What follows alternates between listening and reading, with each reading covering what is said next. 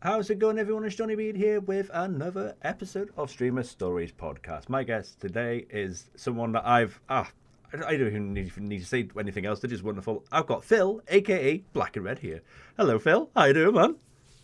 Not too bad. Thank you very much for having me. Oh, it's so good to talk to you, man. I must say, straight from the off, I salute you for the Horror Game Awards, mate. Wonderful, wonderful work. I've got to get that into straight away. It's I mean, we were talking before we started, but like, yeah, it's been a kind of surreal journey, the whole thing. Not just this year and the fact that we did put together a live show in the space of 6 weeks, but also the fact that this is where we're at anyway. Because like I think at the point when we started, me and Will had like quite a large Twitter account. I had like sod all followers on Twitch and YouTube, and we decided to do this thing, like horror game of the year thing, and we had a bunch of YouTube videos put together. It was all really kind of awkward, and then it became an award show, the award show like for horror games, and it's just like there's obviously steps along the way of that journey, but like look back and you, how on earth did we get from there to there? So especially so fast. It's just been wild. It's so good, and I can't wait for you to maybe fill some of those gaps in, further on, in this conversation. But mate, yeah, wonderful stuff, and I had to get it straight in because you have every reason to be proud, mate. Honestly, it's incredible. So, but yeah, obviously, Phil, how long have we known each other? I think it's been about maybe 3 years at this point. I think somewhere along that, yeah. I think like there's a whole group of us, like from like particularly a lot of us from Wales, who just kind of like drifted together, and like there was some stuff around when Insomnia was still going, and then there was I think there was other stuff, and just people just kind of bumped into each other and just kind of, there we go. Yeah, like legit known each other ever since. Yeah, honestly, like I know it's been around that time, but like I can't even remember how like we followed each other or anything. It just feels like I have known you for a long time, and like as I said, from a distance, been just like rooting for you, and it's just it's great to have a chat with you on the podcast, mate. So thank you. So yeah, I think actually now you mention it, I think one of the first things that like was, I don't know whether you were involved when Nick, who runs Retina, had put together the Resident Evil Family Fortunes game. No, that sounds good though. I wish I was. Yeah, I don't think it ever took off as a full series. I think he made like 1, maybe 2 videos, but yeah, it ended. I think that was one of the first things where like a bunch of people thought that was apparently the first time me and Will spoke properly. Right. Yeah. That. Yeah. And then all these weird projects, and obviously the release of all the different like Resident Evil. I think it was Village at the time. Yeah. No, that's and I know we've obviously collabed with like some of the Welsh stuff, like we said, with the Welsh charity event and stuff like that. So we definitely got the Welsh connection there for sure, man. So, but that's all now, isn't it? That's all now. Let's go backwards. Let's go back into time. For young Phil, I dare not ask age, dare not, but like, what are your first like memories, or like maybe not even playing it, but seeing a video game? What does that feel like to you, and nostalgia wise, and what comes to mind? So, I mean, most people who know me from like when I was younger would probably say it was like, they would probably assume it was Sonic the Hedgehog and Sega Mega Drive related, because that was my first proper console. Nice. But before that, my dad had bought a Commodore 64 secondhand off his brother, and so one of the I can't remember which one was first. There was a couple of different games from that stick out. One of them was a game called Jack Attack. Okay. Which is like, you're like this little round space hopper, essentially, and you're jumping on other space hoppers to try and kill them because they're the evil space hoppers. Right. And I think the reason it stuck with me, because God knows how young I was, I think it must have been like 4 or something, but obviously when you jump on them to kill them, it makes a noise, and the noise was like a fart noise, so it went each time, and that just won me over. I love that. So it was that, and also, it's Sensible Soccer. I think it was Sensible Soccer. One of the ones where like if you manage to like do a header and put the two players close enough together, the ball would bounce back and forth like kind of eternally between the heads. Yeah. That does ring a bell. Yeah. Oh my god. I played Sensible Soccer on the Mega Drive on the Genesis for those in the States. Like I loved that game. Like it was really customizable as well. Like you can change names of teams and players and colors and all sorts of stuff. Which I thought again in the Mega Drive days was like, what is this? You know. Yeah, I don't think I ever played any on the Mega Drive. Like I had the Mega Drive like for most of like my childhood, but at some point I ended up with the SNES, and then it was International Superstar Soccer, which didn't have the licenses for any of the names for anyone, so everyone had like a slightly weird misspelled name. Yeah. Like Ronaldo or whatever. Yeah, I miss those days. Like, I mean, you kind of still have them, I suppose, in a certain way with like International Pro Soccer. Well, it's not that anymore. Oh my god, I'm sure my age now. But yeah, you know, like the Konami series. You know, but yeah, I I miss it when it was more of a thing. Actually, it reminds me when one of the FIFA games recently, like Juventus took back their like license, I think from so they've got like a weird name now in the EA Sports FC series, you would say, but it was a lot more prominent in those days. Yeah, it was like I don't really play football games. Like, well, I haven't played football games since I think the PS1 era. Like, but for something about those early ones, like pre PS1, like with that 16-bit graphics, and there was just some charm about them that I don't think could be replicated. I'm going to just say something now, actually, because I'm trying to think of when this podcast is going to come out. It's going to be a few months from now.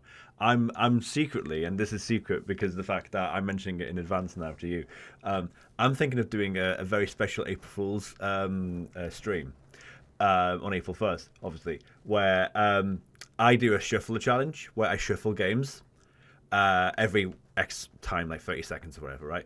I'm going to get all the FIFA games on the PS1. And I'm going to play like Liverpool Football Club, like on every single one of them. And it's going to shuffle every 30 seconds. And I want people to try and figure out which games I'm playing. I'm just a troll like that, you know. I don't know why. I don't know why I mentioned that to you, but there you go. That's for you. So. Well, I'll know now to come in on April 1st. Like, hold on, this is rigged. Yeah, what's going on here, Johnny B? So, I don't know why I mentioned that, but I just felt like I had to. So yeah, but yeah, they were. I loved those era games, like the 16-bit, like the FIFA games. I loved the celebrations and the little noises you can press with the buttons and stuff like that. That era was special, I feel. Yeah, and it was again once I got a Mega Drive, I was like it was Sonic the Hedgehog all the way, like full on, like autistic special interest. No doubts about it. Although if you say that in front of me mum, she would be like, "Oh no, he's not. Don't say that." but yeah, before that, like it was this Commodore 64, and I think it was a black and white monitor as well. So I didn't even play them in color for ages, like this old monitor. And there was a game of Popeye on cassette tape as well. That was kind of wild. Like when you say, "Oh yeah, you used to have games on cassette tapes as well as cartridges." Yeah.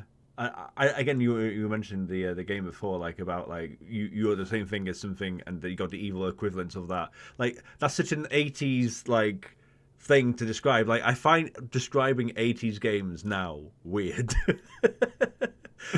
To people that don't know what it was like. It's like, huh? Okay, yeah, sure, okay, sure, yeah.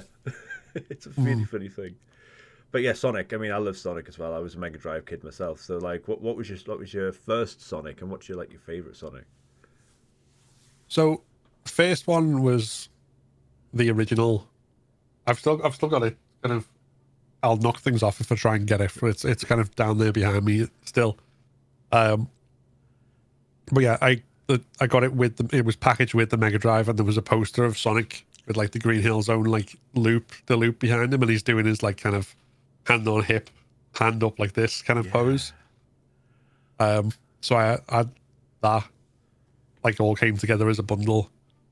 So it was like the original Sonic, and then in terms of favorite though, and I will like this was one of the reasons why the second Sonic movie, like no matter how much people raved about Sonic 3 and Shadow the Hedgehog and all this stuff, because Sonic 2 basically adapted my favorite Sonic game, which was Sonic 3 and Knuckles. Yes.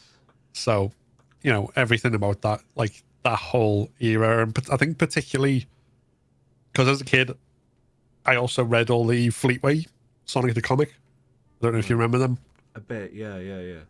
And they had the whole, like, their own separate lore with Sonic about, like, how he was originally a normal brown hedgehog, and then there was he ran too fast and it, like, broke the sound barrier and turned blue, and all this sort of stuff. And just, but yeah, all that sort of stuff kind of pulled together in just Sonic 3 and Knuckles. Like, I can still play that.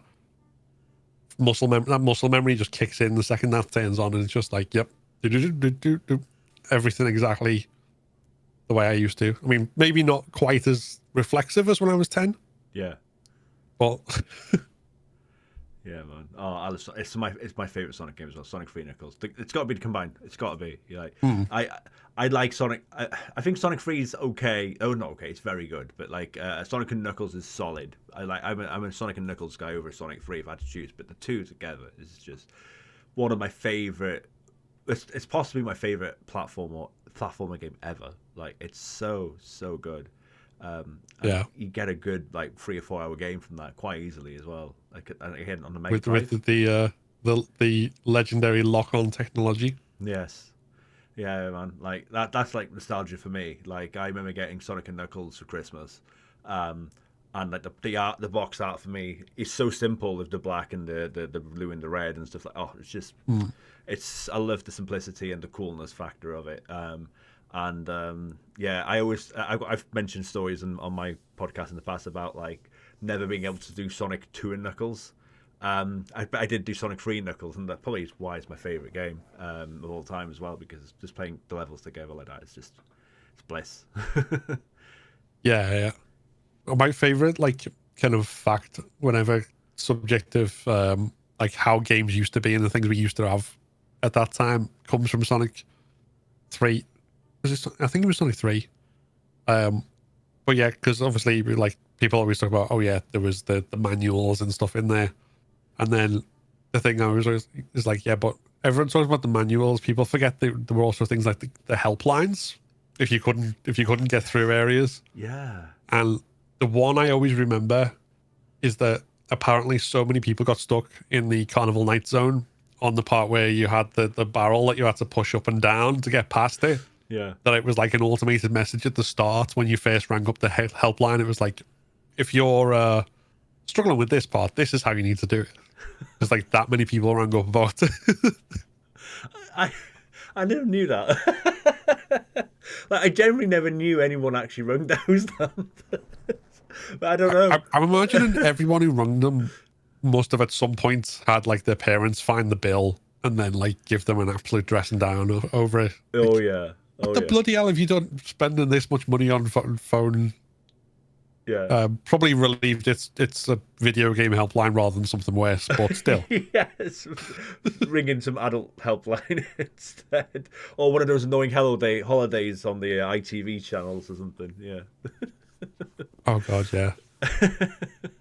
But yeah, I don't know. Maybe it's because I properly started the game in the late 90s rather than the early 90s. I was more of a cheat codey guy, or cheat books. You know, I used to love the books. You used to get free with magazines and stuff like that. But yeah, that's you know what? I partly forgot about those phone numbers. That's good. That's so good. Hell yeah. So yeah, Mega Drive then. So Sonic, we'll love that, absolutely. And by the way, I'm so jealous you got a poster. Please tell me you still own that poster. Oh, is it gone? The poster sadly has gone. So I think last time I saw it, it was in a room in my ex's house, which was like kind of filled with crap. There's probably loads of stuff of mine that's still there, like 10 years, you know, or I say 10 years. This is the problem with getting old. You forget how long ago it was, like 15 years ago, probably. But yeah, it's like there's so much stuff. Like I had to rebuy some of my Mega Drive games because they got lost somewhere in an attic or something. So yeah, I don't have the poster anymore, sadly. Oh, that's sad, man. That's sad. I never knew that there was a bundle poster like that. That's filled me with a little bit of jealousy. I'm not gonna lie, but yeah, that's so cool. That's so cool. So, yeah, Mega Drive then. So, what else are you playing on Mega Drive? What were some of your favorites other than Sonic? So Echo the Dolphin. You've got to have some Echo the Dolphin in there. I think I played the original like to death. I think I played it. I didn't play as much of Tides of Time, if I remember. At some point somewhere, I think one of the manuals has got like all the passwords for every level like written in there, so you can kind of go through. Because at some point I must have done that and like written it all out and I did it already. The other kind of obvious one is Golden Axe 2. Oh, nice. Yeah. And then less obvious, but I think like just as good. Did you ever play Comic Zone? I did play a bit of Comic Zone. Yeah, yeah. Hard. That was a class game. Yeah, that was hard. I don't think I ever really got that far at it. Like I got to like the second or third level. Like it was tough. But yeah, I mean the art style in Comic Zone was again so good. And you'd think there'd be more games in that style. I feel that it was such a unique game, to be honest with you, because it was proper 16-bit era, and no one really ever tried it afterwards. You know, I know there's like comic style-esque games like with the Marvel games and stuff like that, but it doesn't quite hit the same way I think Comic Zone did. It's such a unique title. Yeah. There's there is a more recent game. I've got it somewhere. It was on PC. Hold on. Let me just double check my library. Oh. Is this one for the Comic Zone fans? It's kind of more towards the Heart of Darkness end of things as well, but it's got like a Comic Zone-y vibe to some of it, particularly the cutscenes. Okay, yeah. It's called The Full Void. Ooh, It's okay. only like 4 or 5 hour game. It's quite short, but it's all like hand-drawn pixel art. Nice. Okay. Very highly recommend that one if anyone is looking for a new platformer. There you go. God, yeah. Hell yeah. full of wisdom. I love that. I love that so much. I can't wait to talk about horror games with you in a minute. But yeah. But yeah, okay. So yeah, Comic Zone, Golden Axe, awesome titles. Did you play much 2-player with friends, with family? It was always a singular experience. It was usually singular. Like I think there was a couple of times I probably wrote my dad in once or twice to do split screen Sonic races or something like that, and he's just kind of doing that old dad thing, which I do now as well, where you kind of like tilt with the controller. Yeah. And I think there were like a few with mates. Micro Machines was a good one to play with mates. Oh, Micro Machines is solid. Was that the first one? I love Micro Machines 96, which is quite a unique title that people don't talk about. But it's like Micro Machines 2, but you can do custom tracks, and it's like, oh, I can make my own Micro Machines tracks. So yeah, I love that one. Yeah. Oh no, I never. I think it was 2 that I have somewhere. Yeah. Oh. Again, if I try and dig it out from behind me, I'll knock things over. And I don't want to. I've had a couple of people drop stuff on the podcast. Please don't drop anything. But yeah, no, it's Sonic. Micro Machines 2 is so good as well. I love all the. Even though all the characters, obviously, they only got little animations, there's so much character in those portraits. I felt I used to do this thing in Micro Machines 2 actually, where you can rename all the characters, but obviously you can only choose one character.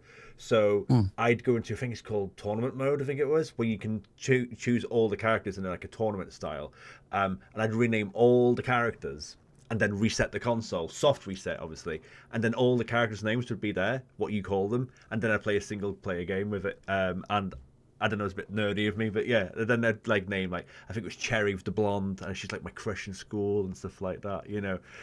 So I love me some Micro Machines. What title? yeah, I know. I think we've all got our own like nerdy stuff. Like the amount of people.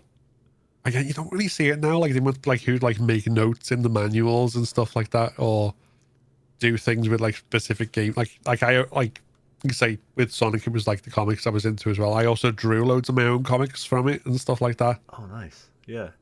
So yeah, I think definitely had my own like nerdy things with all that sort of stuff as well. Hell yeah. Oh, Can't beat a bit of nerd culture nowadays. We were bullied for it when we were young, but now everyone's looking at us as the leaders of the nerd world.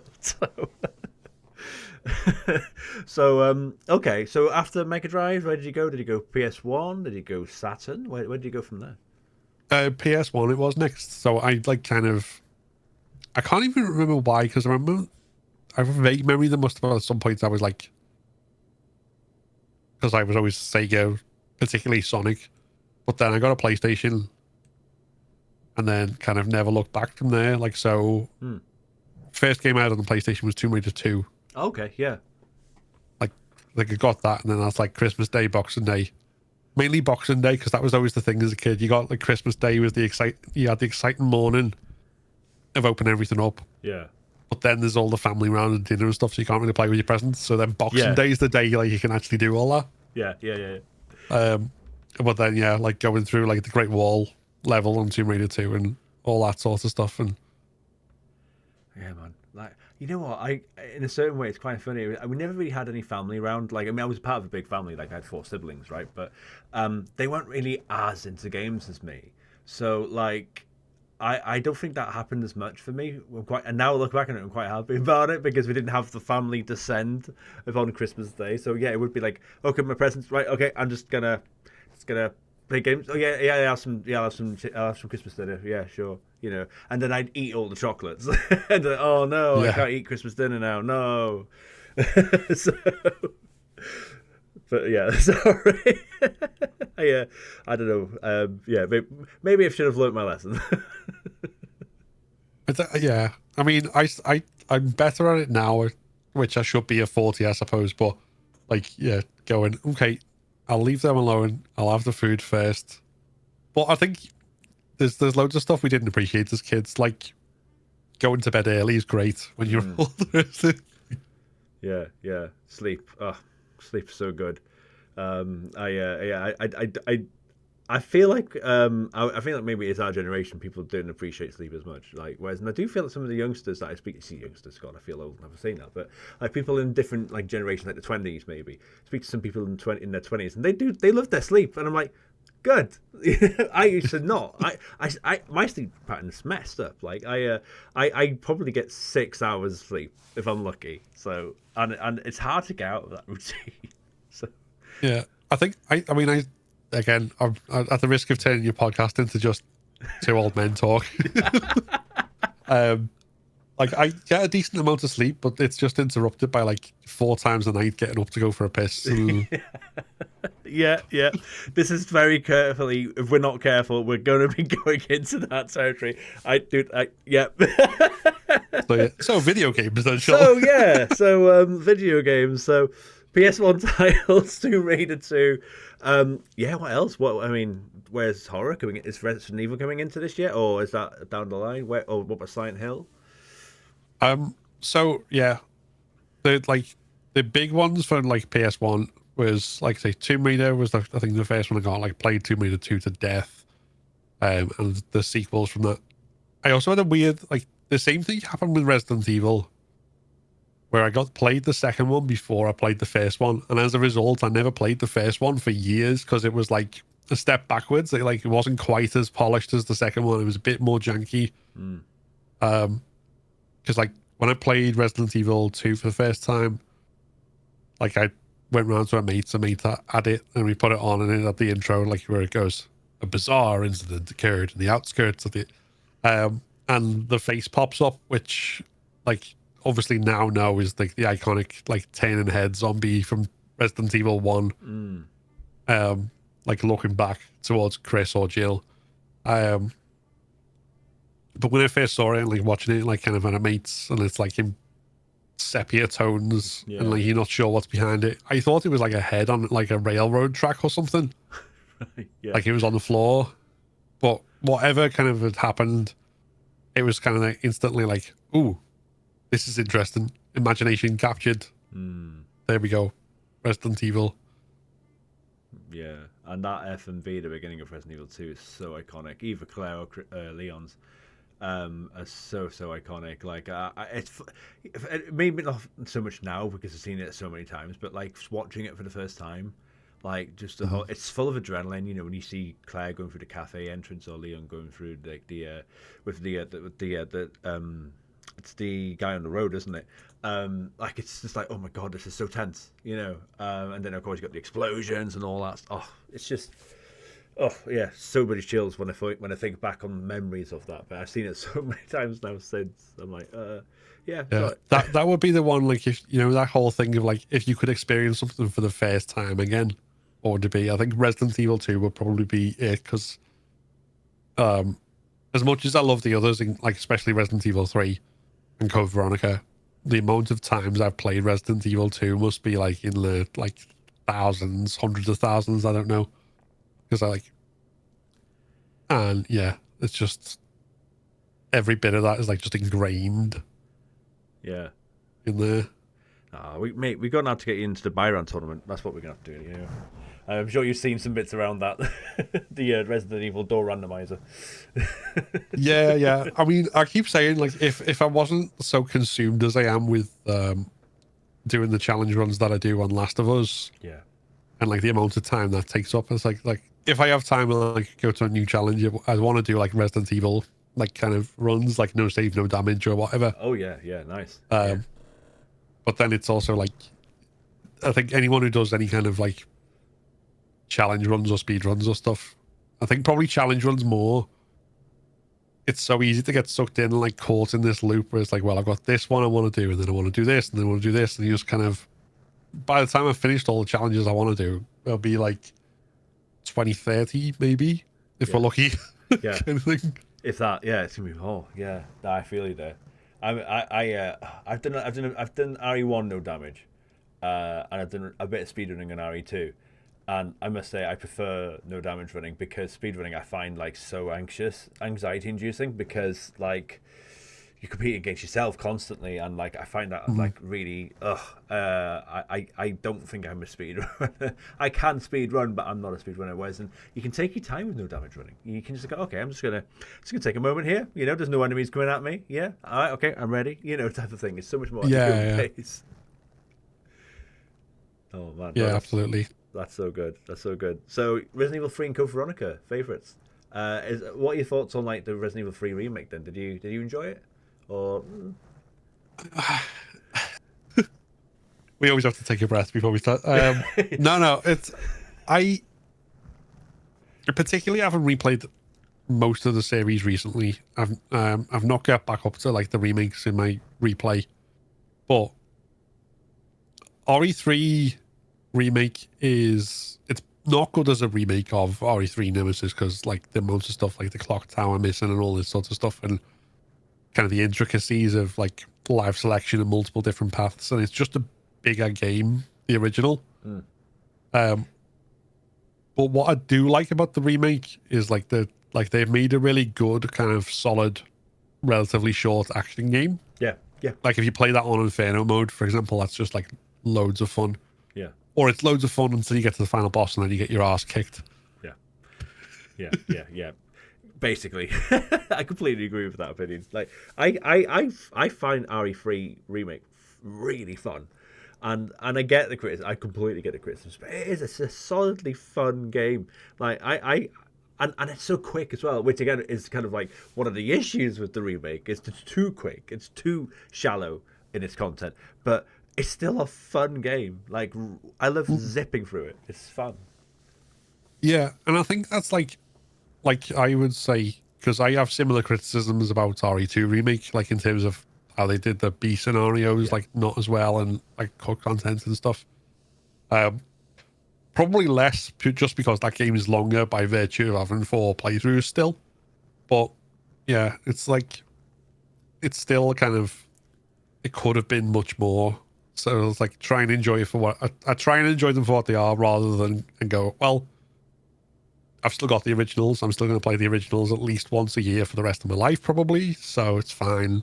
It's all good. Yeah. I had this conversation, I think, on this podcast before as well, in terms of like, that's why I can respect Silent Hill 2 remake so much, because I feel like Konami achieved what they wanted to achieve by making it almost the replacement for the original content, whereas I don't think Capcom has succeeded with that. I think the RE3 trilogy, OG, are still really solid and fun to play, and the remake versions of those games, including the fourth remake, in my opinion, hot take, but they haven't replaced the originals. And I steer back to those ones still. Like, I still love I love both sets, but if I had to choose one to choose, I'd choose the originals. So and I think Konami successfully achieved that with Silent Hill 2 remake, but maybe that's just my opinion. But Yeah. See, I mean, I would say, like, in terms of remake quality, like, 1 is obviously the best. That's the only one that could, like, genuinely, like, I think, replace the original. Although the original still has its charms and like that, classic dialogue. Yeah. 4 is probably second up there. Like, I think because I came to the original RE4 at like a really weird time. Like, just trying to think. 2005, I was 20 at that point. So, like, I went like kind of falling off gaming a little bit, like not as much as I was obviously as a kid and everything else. But also, like, the games I went to and played, like, were played a certain way, and like then this kind of over the shoulder shooter thing I wasn't really used to, and I never really kind of got to grips with it properly at the time. Like, I played through the game and obviously beat it and stuff, but it was still one that kind of felt awkward to me at the time, and I think because I never got to grips with it and that sort of stuff. Whereas I played RE4 remake at a time where, at this point, doing all sorts of things, like used to third-person shooters, used to all that kind of mechanics, and it's obviously a lot smoother mechanically because you've got the separate camera controls and all this sort of stuff, the modern things we expect now.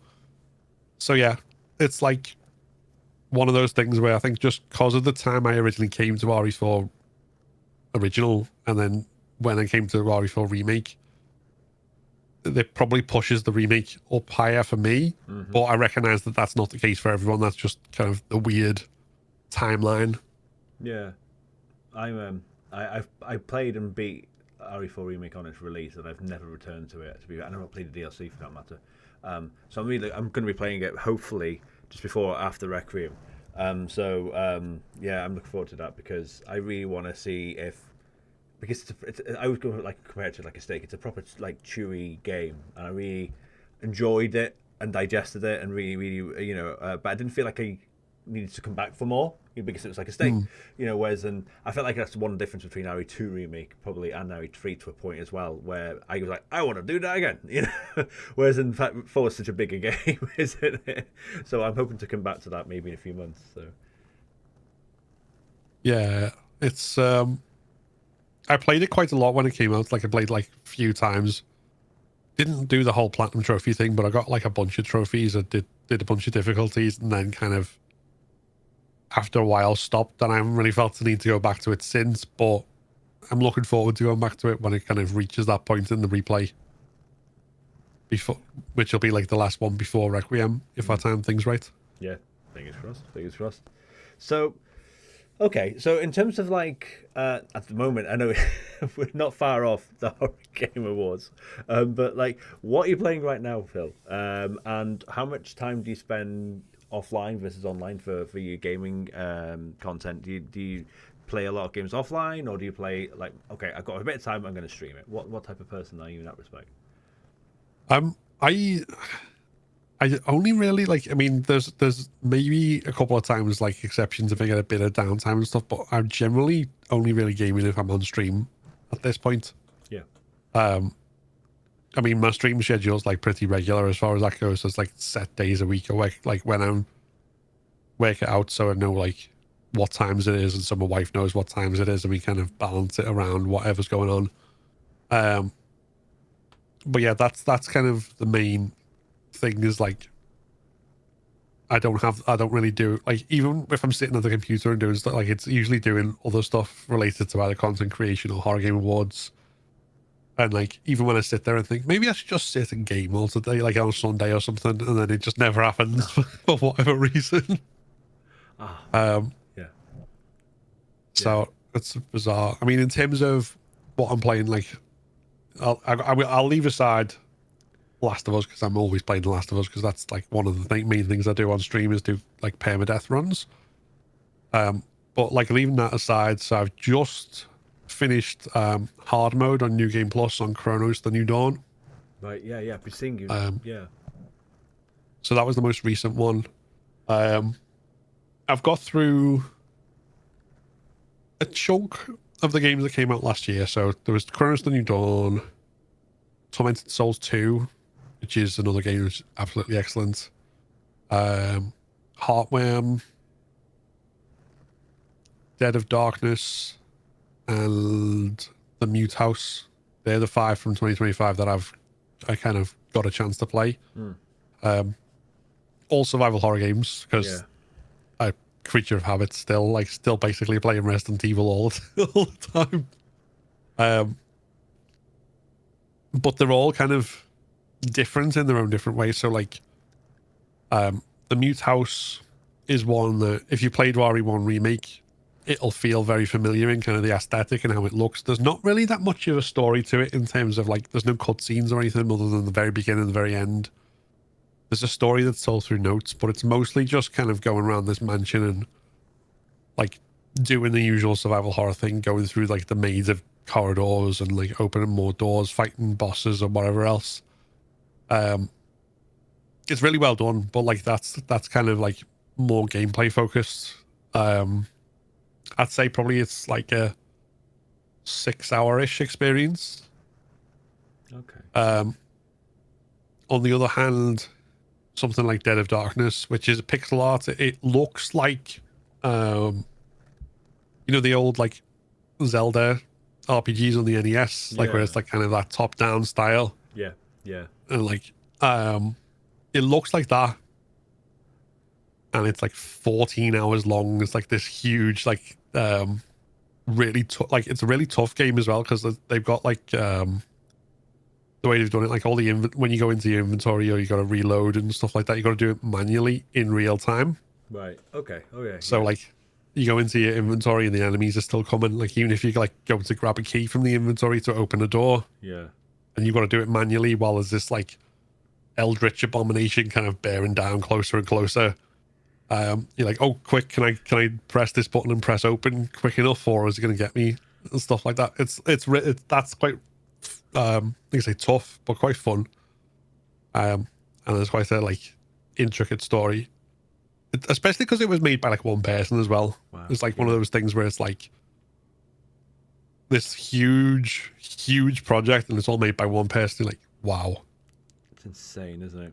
Absolutely insane.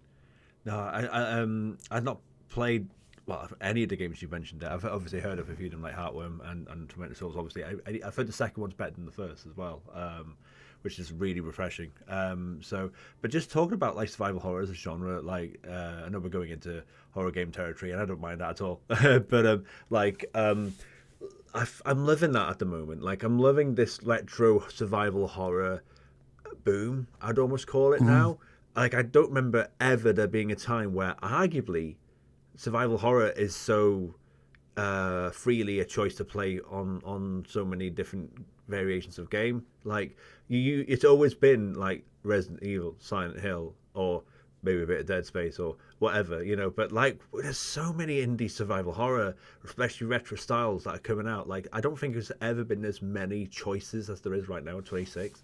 It's incredible to see. You know, I don't know what your take is on that, but it's I kind of like this kind of like survival horror or like Renaissance. I kind of refer to it as. And you're right, because there are so many, and I think the other thing is like they're not only so many, and like they wear their inspiration on the sleeve. You can see where they're coming from, but they don't just feel like clones. They don't feel like derivative. They feel like their own things. I mean, I'm sure there are like terrible derivative ones out there if you look hard enough. There always is in every genre, but like just kind of like picking through the ones that kind of caught my eye like each of the years since like 2020, like so like the original Tormented Souls like is its own thing, and Tormented Souls 2 is like even better than that. Like they kind of build on each other. It's the closest we've got to like a franchise other than Resident Evil or Silent Hill as well, I'd say. Then you've got like Signalis, which was like the big kind of 2022 hit. Um, there was also one that came out that year called The Chant, which is kind of unique, and it's like set in a spiritual retreat. So all the weapons to like fight things are like spiritual related, like to do with like herbalism and like combine things to like make incense to like repel enemies and stuff like that. That's like really cool. Okay, yeah. 2023 was basically just the year of Alan Wake 2. Yeah, yeah.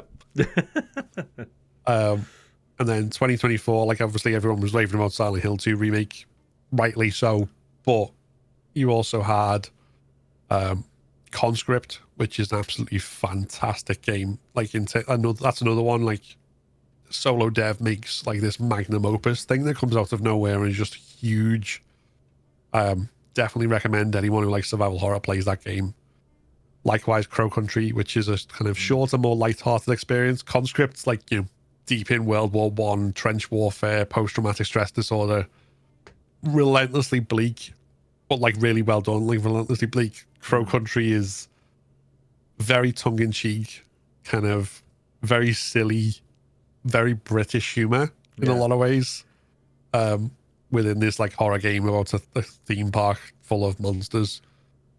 But they're all like each one of them is like different. Like there's commonalities. You can play them in a similar style. If you know what you're doing with that kind of game, like me or yourself, you can just kind of pick it up and know kind of instinctively how to play it. Yeah, yeah. But they're all kind of their own thing.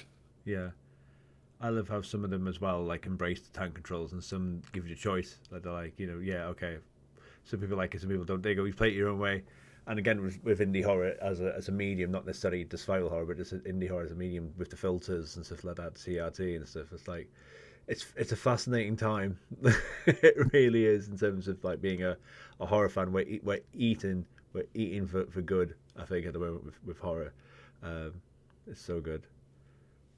Yeah, especially because like I know for me, I'm sure everyone who's like even people who've played more games than me can say they haven't even scratched the surface of how many good ones came out. There's just so many, like not just survival horror, as you say, indie horrors and all sorts of things. Like the one that like won a few awards, like kind of came out of nowhere, like a Look Outside, which I haven't touched myself, but no, it's on my list. Looks, yeah. Oh, it looks so good. Yeah, I was in the No, I'm Not a Human camp, should we say? Because I felt like there was a bit of a healthy camaraderie, healthy rivalry between Look Outside fans and No, I'm Not a Human fans. And I fell into one category, but I cannot wait to touch Look Outside. That's gonna be like my game. I think probably February, March time. So yeah, I can't wait for it. It looks so good.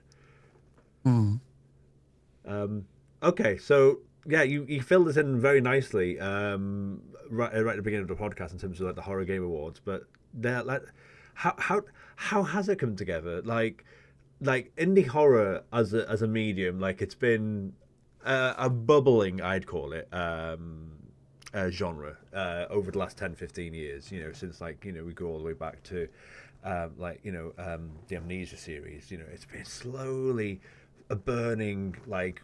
But now we're here in 2026. It's like whoomph, you know. How did the Horror Game Awards come to be, and you know how easy, should we say, has it been in terms of falling into that? Because, or has it been difficult? Like, just talk about that if you don't mind. Yeah, no worries. So like when it started, and like I said, this was kind of just at the, like I suppose, when the kind of that survival horror kind of renaissance was kind of kicking off. Like, so Alyssa had come out, Tormented Souls had come out, and like Signalis, and that sort of period. And me and Will Penkyman, who obviously we co-created the awards together, we'd not known each other very long. I think we first started talking properly because a mutual friend who's also a content creator was doing a Resident Evil themed Family Fortunes quiz. And then kind of after that, we were talking about the various things, and obviously, as you do, the game awards and all that sort of stuff comes up. and we'd had like the year before, like 2021, I think, like Tormented Souls hadn't obviously even made a peep on that, and then 2022, like Signalis, there was another one who was absolutely raving about, and he was like, you know, nothing, and then we just kind of went. I just kind of went, you know what? We should do it ourselves. If they're not going to recognize horror, we should just make a horror game awards, like for our own, like, you know, do it. If Jeff Keighley won't, we will, kind of thing.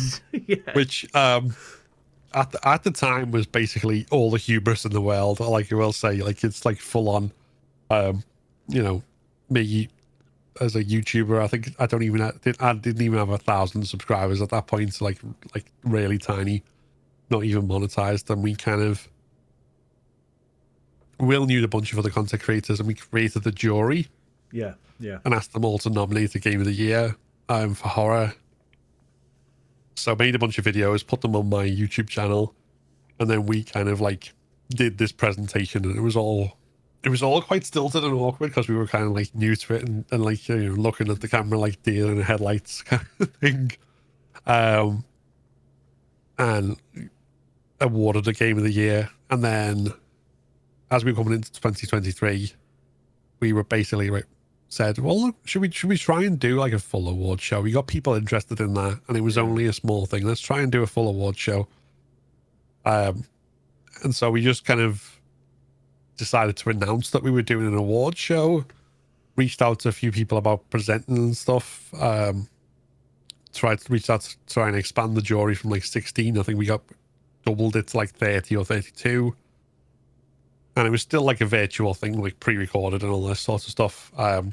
Fun fact, me and Will weren't even in the same room. We kind of like both in front of a green screen and then spliced together, like next to each other. So like when one of us is like kind of nodding as the other one's talking, it's entirely faked. That's so good. So we did that, and like in fact, one of the classic like bloopers from that is like where we've been editing it, like to hide some of that. Like we had obviously punch-ins, like so it focused on whichever one of us was talking and cut out the other for a bit. Except for the one point where Will was talking and it punched in on my face as I'm just kind of staring. You've got to have these things and you like kind of laugh, and then so yeah, we did that, and like I say, it got far more interest than we ever would have expected. The fact that we got like, when we awarded the game of the year and a couple of other awards to Alan Wake 2, the fact that like Sam Lake went into Remedy's basement, like turned the lights off and put a torch under his like face to record acceptance speeches for us and a few other people, and just like, oh wow, this might actually be a thing that people are interested in if we keep on doing this. And so like we kept growing it a bit, but then like this year, just kind of out of nowhere, we've been talking about it for a while, but we weren't sure it was going to happen until like very late in the day, and then like Lost in Cult agreed to sponsor the awards, and we were like, oh, this is fantastic. We can you know, basically pay for a physical show and working it all in with all that sort of stuff. And then we were like, I'm going to do this in 6 weeks. Fuck. So that's when we had to like do this intense like month and a half of just, okay, we've got to make a physical event in London live happen somehow. And like I say, I can't thank all the people who were involved in it, who did various things for it. From like, obviously, me and Will were kind of plugging away constantly. Ash Millman was heavily involved. Andy Cox, Biohazard Declassified, like pulled a huge one out the bag as far as basically getting us a tech setup so that we could film and stream the whole thing. Wow. Yeah. Like again, just happening to know these people and have them involved, and then go, hey, that works somehow, and we're doing this. And my wife not only painted all the trophies, but also like worked out all the table decorations, planned all the table as well, like where everyone was sitting, because it was basically like a lot of it was common to like a wedding, so we had to like, make sure we had a photographer, have the seating order arrangements planned out, and all this sort of stuff. And so yeah, loads of people did like huge amounts of work, like given how small of a team we are, and just somehow we got a live awards show and made it happen. And there you go. There you go, basically. Yeah. It's a huge testament, mate. It really is, especially with the short time frame as well. I have a small amount of knowledge of event organising compared to yourself, especially with that turnaround. Like, I salute you so much. It's like, wow, sometimes you just have to do it, don't you? You just have to go for it, and just like, is it going to work? It doesn't matter. Almost approach, isn't it? We're doing it, and it's a huge testament because it came off so well, and it's always a learning curve, isn't it? Like, I can't wait to see what 2026 is going to bring for the Horror Game Awards, that's for sure, because it's just getting it feels like the ramp's just going like that in terms of quality, but also which is awesome and also kind of scary a little bit. But, I can imagine. Yeah. I mean, good enough, like I say, and we can't thank Lost in Cult enough, like, because they like basically dropped this enormous opportunity in our lap to like keep that ramp going up, like the way it was. It just, like you say, you can't not take the chance. Yeah. It is. It's I get that feeling. I totally get it, man. So yeah, again, a huge like, congratulations, and just cannot wait to see where it takes us next. It's amazing. Okay, let's talk into streaming then. So how long have you been streaming for, actually? Where did your name come from as an AKBlackAndRed? Not Phil, obviously that'd be a bit weird. Why did your mum call you Phil? No, AKBlackAndRed. Yeah. Well, actually, I'm named after my granddad. No. So yeah. So, when did I start streaming? I think it was like late 2020, early 2021, maybe. Yeah. I kind of forget. It will have been around there because I got a PS5, and I think the first times I did it was direct from the console. Right. Yeah. Yeah. But AKBlackAndRed was a name like I'd had as like a username and stuff for years before that. It wasn't even connected with Twitch or anything like that. It was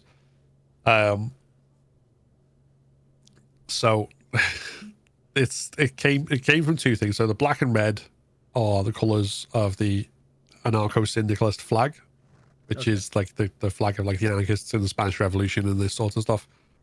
And then I just thought it was like, I think when I first came up to this, I was like probably not even 20 at this point. And it was just like, because there's an anarchist printing press called AK Press. Right. Like, they publish loads of books about all sorts of stuff. And I just kind of stuck AK in front of black and red and kind of made it a username.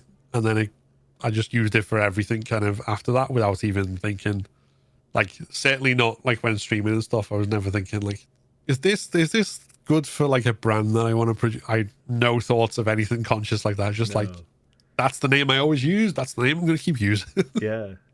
And, wow. Which it's one of those things where I think now, like, yeah, if I'd have known I was going to, like, that name was mostly going to be used for like a YouTube channel which is primarily dedicated to The Last of Us, I probably would have picked something else.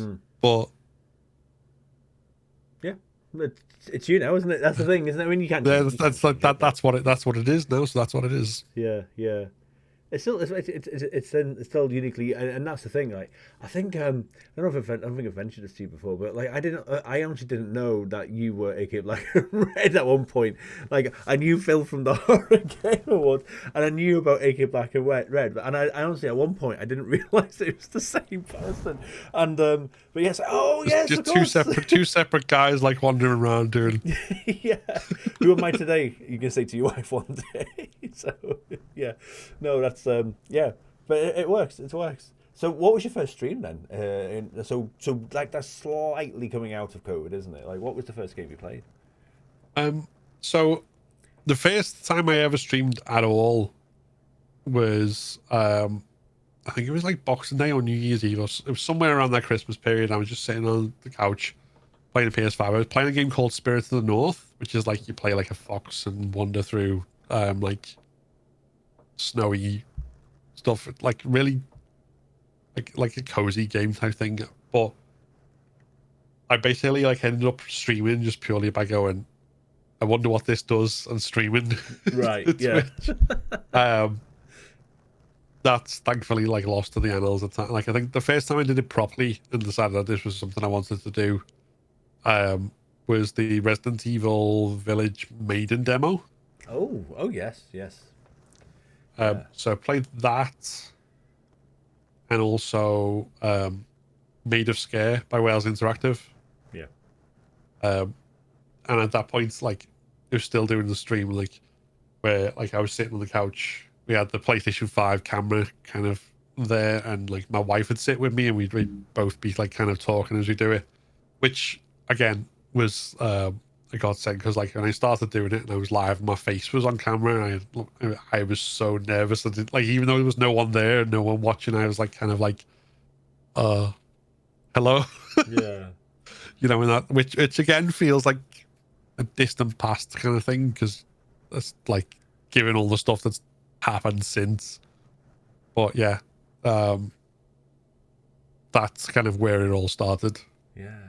God, I love hearing early memories of streamers. Like, and again, I love it when you're like, oh, I'll just press the go live button. I'll just see what happens. You know, it's I love that. And again, sometimes the people I've had on this podcast come up with the most like, what, you played that as your first game? What, really? I love it.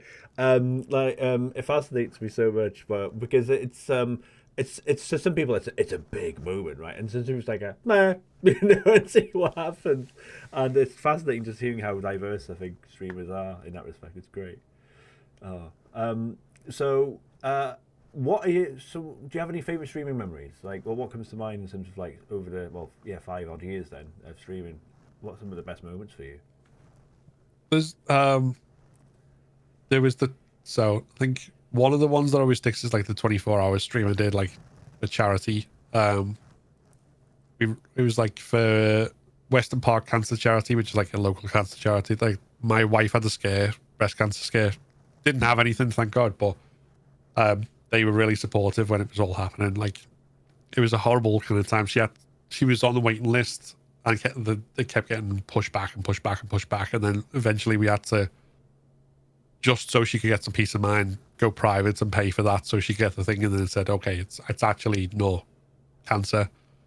But they were supportive through all that, so we raised like 800 or 900 quid for them. I got I think the milestones we hit. I got my beard bleached and then dyed purple. We didn't quite reach the back waxing milestone, thank God. Okay. So like, that was kind of it was a once in a lifetime. I don't think I'll do a 24-hour stream again, because I was so fucking knackered by the end of that. It's just like, by the end of like, I was playing Resident Evil 2 Remake and falling asleep. I had to kind of like go get some fresh air to wake myself up. As soon as the stream ended and I'd done 24 hours, I was wired. And like, yeah. And then there's a place by us that does takeaway breakfast food. So they ordered like breakfast sarnies. Like, so I sit there with this sandwich there, ready to eat, fall asleep immediately. Oh my God, yeah. But yeah. Good sounds, man. That sounds awesome. And yeah, I'm sorry to hear obviously the sad news, but I'm glad it was not what you were fearing. That's for sure. Goodness. Yeah. Okay. I got a question for you, Phil. From a previous streamer, which again I'll be asking you after off stream what you'll ask your future guests. But the question that's landed for you, I really like this question. It is, if you could do a collaborative stream with any video game character, who would it be and why? It's a really good question. It is a really good question, and I think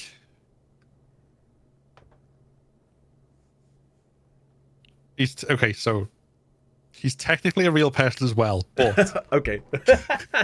Hang on. He is also technically a video game character, thanks to Alan Wake 2. So I can therefore say, like, Sam Lake No two ways about it. Hang on a minute. That's, no, I can't accept that. That's fair. That's fair. I mean, what a cool guy.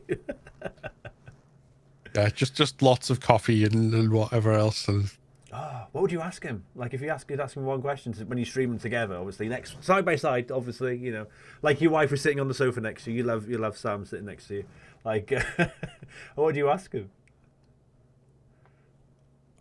if you can only pick one question. yeah, I'm putting you on the spot there. Yeah, go on. I'd have to.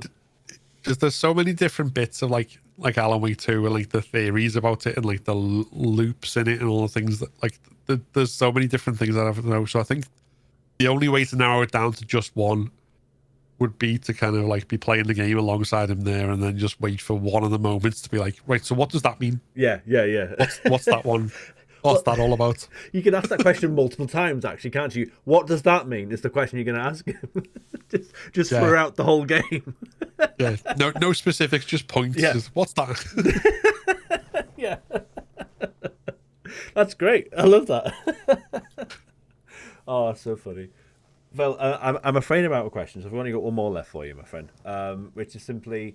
but I'm going to ask you it slightly differently than I ask most guests, because you have, you know, again, a massive salute to you and to Will, you know, and to Ash and to the rest of the team, you know, for the Horror Game Awards, you know, incredible work. But I normally say this as from a streaming perspective, but from an event organizer perspective as well. Like, what advice would you give to anyone thinking of, you know, doing what you do, you know, in terms of, you know, the streaming side, the content creation, the award shows, the organizing? Yeah, what advice would you give anyone? I think the big thing that I would say is don't be afraid to do something when it's not quite perfect.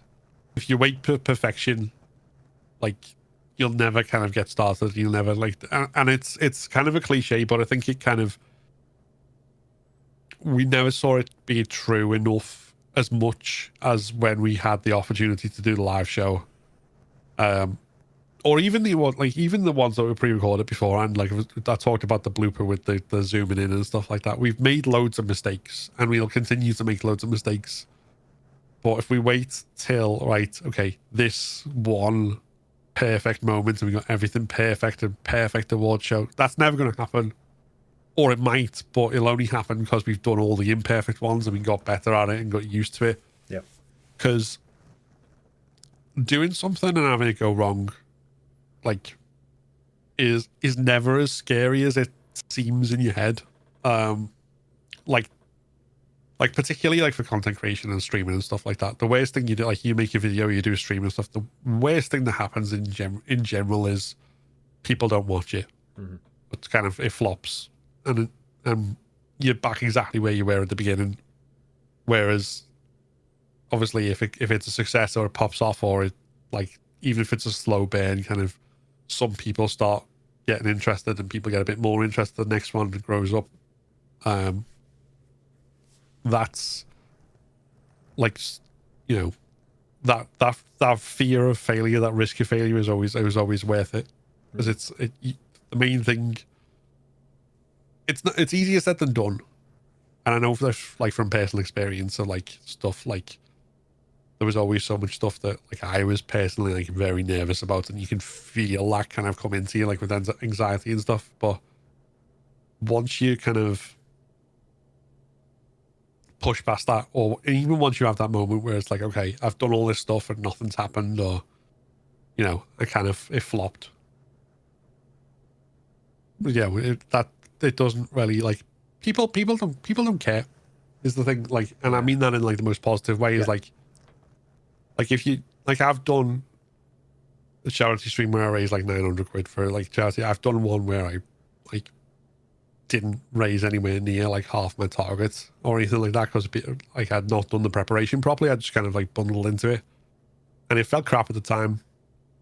And then people never really commented on it because it kind of just disappeared, washed away. And it's like, oh yeah, actually, people remember. If you try, people remember the stuff that you try that works. Yeah. And it might be a cliche to some, but like, yeah, your story in all fronts really, but yeah, in a lot of ways is a testament to that.